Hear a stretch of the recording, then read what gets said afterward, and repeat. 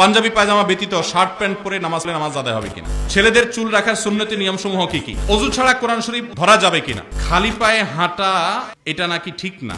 আমার ভাই আমার ভাবিকে তালাক দিয়েছে, মৌখিকভাবে 3 তালাক। এখন আমরা যদি তাকে সাপোর্ট দেই বা আমাদের বাড়িতে রাখি তাহলে আমাদের সমান গুনাহ হবে কিনা? আমাদের মসজিদের খতিবগণ মসজিদে যেভাবে খুতবা দেন, যেমন প্রথমে বাংলায় ওয়াজ করেন, তারপর সুন্নাত নামাজের জন্য সময় দেওয়া হয়, তারপর আজান দেওয়া হয়, তারপর 2টা আরবি খুতবা দেওয়া হয়। মুসল্লিরা কিছুই বুঝে না, তারপর 2 রাকাত ফরজ পড়া হয়। আসলে খুতবার সঠিক নিয়ম কি বিস্তারিত বলতে চাই জানো। পাঞ্জাবি পায়জামা ব্যতীত শার্ট প্যান্ট পরে নামাজ পড়লে নামাজ আদায় হবে কিনা? নামাজ হয়ে যাবে। শার্ট প্যান্ট পরে নামাজ পড়লে নামাজ হয়ে যাবে। তবে মনে রাখতে হবে নামাজের জন্য এমন পোশাক পরতে হবে যে পোশাক পরে আপনি গুরুত্বপূর্ণ কোনো জায়গায় যান। অনেকে টি শার্ট, আপনার 3/4 প্যান্ট পরে অথবা আপনার একটা নর্মাল গেঞ্জি পরে নামাজ শুরু করে দেন। নামাজ তো হয়ে যাবে যদি সতর ঢাকা থাকে নামাজের, বাট নামাজের মর্যাদা, নামাজের যে কোয়ালিটি সেটা নষ্ট হবে। আল্লাহ সুবহানাহু ওয়া তাআলা বলেছেন, ইয়া বানি আদম খুযু যিনাতাকুম ইনদা কুল্লি মসজিদ। প্রত্যেক নামাজের সময় সুন্দর পোশাক পরিচ্ছদ গ্রহণ করতে বলা হয়েছে।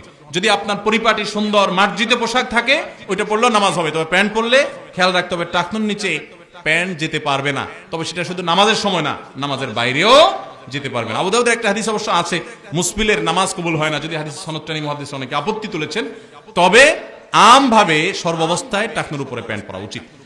ছেলেদের চুল রাখার সুন্নতি নিয়মসমূহ কি কি? 3 ভাবে চুল রাখা সুন্নত: জুম্মা, লিম্মা, ওয়াফরা। কান বরাবর, কাঁধ বরাবর, 2টা মধ্যখান বরাবর, এই 3 ভাবে চুল রাখা সুন্নত। আর পুরো মাথার চুল ছোট করা জায়েজ আছে। আর একদিকে বড় আরেক দিকে ছোট, এই চুলের স্টাইল এখন ঘরে ঘরে, তাই না? এই মাহফিলে ধরলে অন্তত 20-50টা আসামি পাওয়া যাবে। এদিক দিয়া বিশাল বড় বড় চুল আর এদিক দিয়ে চেঁচে ফেলছে পুরো, আছে না ভাইরা আমার? আমি চিন্তা করি হাদিসে যেটা নিষেধ, শয়তান ওইটাকেই কেন প্রমোট করে? আপনারা অনেকে জানেন না হয়তো, নবী সাল্লাল্লাহু আলাইহি সাল্লাম কাজা করতে নিষেধ করেছেন। কাজা মানে হলো মাথার এক পাশে চুল আছে আর এক পাশে চেঁচে ফেলছে। বিভিন্ন খেলোয়াড়, বিভিন্ন অ্যাক্টরদের অনুসরণ করতে গিয়ে এরকম চুল রাখেন, আছে না অনেক ভাইরা?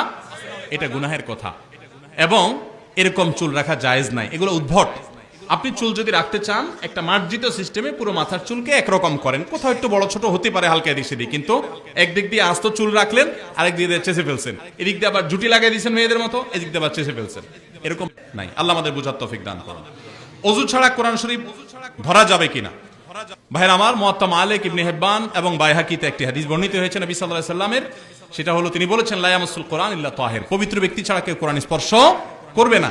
এজন্য জমহুর উলামায়ে কেরাম, প্রায় সকল আইম্মায়ে আরবাআ, 4 ইমাম এবং অন্য প্রায় ইমামগণ পৃথিবীর একমত যে বিনা ওযুতে কোরআন স্পর্শ করা যাবে না। আমাদের দেশে মুনকেরে হাদিসদের একটা উৎপাত চলতেছে। কত রোগের ঔষধ দেব আমরা? মুনকেরে হাদিস, যারা হাদিস অস্বীকার করে, এদের একটা বক্তব্য হলো তারা বলে যে কোরআন ধরতে ওযু লাগে না। কোরআন ধরতে ওযু, শুধু ওযু লাগে না, কোরআন তেলাওয়াতের শুরুতে আল্লাহ আউযুবিল্লাহ পড়তে বলছেন। কারণ কোরআন থেকে মানুষ মিসগাইডেড হয়ে বিপদগামীও হতে পারে, সেটা যেন না হয় সেজন্য তাকে আউযুবিল্লাহ পড়তে হয়। ওযু করে কোরআন স্পর্শ করতে হয়। মুখস্থ তেলাওয়াত অবশ্য ওযু ছাড়াও করা যায়, যদি ওযু করে করতে পারলে উত্তম। আমার ভাই আমার ভাবিকে তালাক দিয়েছে, মৌখিকভাবে 3 তালাক। এখন আমরা যদি তাকে সাপোর্ট দেই বা আমাদের বাড়িতে রাখি তাহলে আমাদের সমান গুনাহ হবে কিনা? তালাকের মাসআলা মেহেরবানি করে ওলামাদের সাথে সাক্ষাৎ করে নেবেন। এইভাবে সংক্ষিপ্ত ভাষণের প্রশ্নোত্তরে তালাকের মাসআলা জিজ্ঞেস করবেন না, কারণ অনেক প্রশ্ন উত্তর করতে হবে সেখানে। খালি পায়ে হাঁটা এটা নাকি ঠিক না? খালি পায়ে হাঁটা ঠিক না এই কথা বরং ভুল। কোন হাদিসে আছে নবী সাল্লাল্লাহু আলাইহি সাল্লাম মাঝে মধ্যে খালি পায়ে হাঁটতেন। ডাক্তাররা যে খালি পায়ে হাঁটার কথা বলে, এটা আমার নবী সাল্লাল্লাহু আলাইহি ওয়াসাল্লাম সুন্নাতেই আছে। এক পায়ে জুতা পরে হাঁটার পরে হাদিসে নিষেধাজ্ঞা আছে। এক পায়ে জুতা পরে। সৌদি আরবের সাবেক গ্র্যান্ড মুফতি শেখ আব্দুল আজিজ বিন আব্দুল্লাহ বিন বাজ রাহমাতুল্লাহ আলাইহি একজন জিজ্ঞাসা করছে, মসজিদে অনেক সময় বের হলে জুতা একটা এক জায়গা আর একটা আরেক জায়গায় চলে গেছে মানুষের ভিড়ে, তো ওইটুকু একটা পায়ে দিয়ে হেঁটে হেঁটে কয়েক কদম যাওয়া যাবে কিনা? তখন উনি একটা সুন্দর কথা বলেছিলেন। উনি বলেছিলেন নবী সাল্লাল্লাহু আলাইহি সাল্লামের হাদিসের খেলাফ এক কদমও যাওয়া উচিত না। তাহলে কি করবেন? জুতাটাকে তুলে নিয়ে ওই জুতার কাছে রেখে তারপর 2 জুতা একসাথে পরবেন। বাকি খালি পায়ে হাঁটা এটা বরং হাদিসে উৎসাহিত করা হয়েছে, মাঝে মধ্যে যখন সুযোগ থাকে সেটা করবেন। আমাদের মসজিদের খতিবগণ মসজিদে যেভাবে খুতবা দেন, যেমন প্রথমে বাংলায় ওয়াজ করেন, তারপর সুন্নাত নামাজের জন্য সময় দেওয়া হয়, তারপর আজান দেওয়া হয়, তারপর 2টা আরবি খুতবা দেওয়া হয়। মুসল্লিরা কিছুই বুঝে না, তারপর 2 রাকাত ফরজ পড়া হয়। আসলে খুতবা শর্টে নিয়ে কি বিস্তারিত বলতে চাই জানো। দেখুন, মসজিদে যেভাবে প্রচলিত খুতবা আমার দেশে আছে, দুইটা আরবি খুতবা দেওয়া হয়, সারা পৃথিবীতে, ভালো করে শুনে রাখেন, সারা পৃথিবীতে কোন দেশের একজন আলেমও নাই যিনি বলেন বা বলেছেন বা ফতোয়া দিয়েছেন যে এইভাবে খুতবা দিলে খুতবা হবে না, নামাজ হবে না, বা ভুল হবে, বা অন্যায় হবে, বা সুন্নাহর খেলাফ হবে, এরকম কথা বলেছেন এমন কোন আলেম আমার জানা মতে। অতএব এই আরবি খুতবা দেওয়া এটা শরিয়া বিরুদ্ধ কোনো কিছু না। মাতৃভাষায় খুতবা হবে কিনা এটা নিয়ে আলাপ আছে, এটা নিয়ে ওলামাদের ইখতিলাফ আছে, অনেক কোন ওলামা ইকরাম এটা বলেন। তবে আরবি খুতবা দিলে, দুইটা আরবি খুতবা দিয়েছেন, এটা কারণে কোনো নাজায়েজ কিছু, খেলাফে সুন্নাত কিছু হবে না, এটা ঠিকই আছে।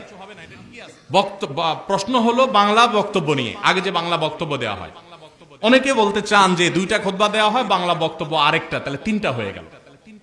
এই কথাটা আমার, এটার কোনো মাথামুন্ড আমার বুঝে আসে না, এটা কোন ধরনের কথা। জুমার খুতবা কি বসে দেওয়ার বিধান আছে? জুমার খুতবা দাঁড়ায় দিতে হয়, তাহলে বাংলা যে বক্তব্য দেওয়া হচ্ছে এটাকে দাঁড়ায় দেওয়া হয়?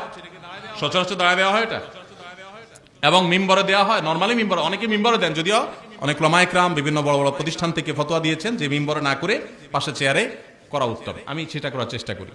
তো বাংলায় বক্তব্য দিলে সেটা খুতবা হিসাবে গণ্য করার কোনো সুযোগ নাই, বরং ওইটা হলো মুসল্লি অনেক আগে থেকে যারা চলে আসছেন তাদেরকে, উপস্থিত মানুষদেরকে উপস্থিত নসিহা করা।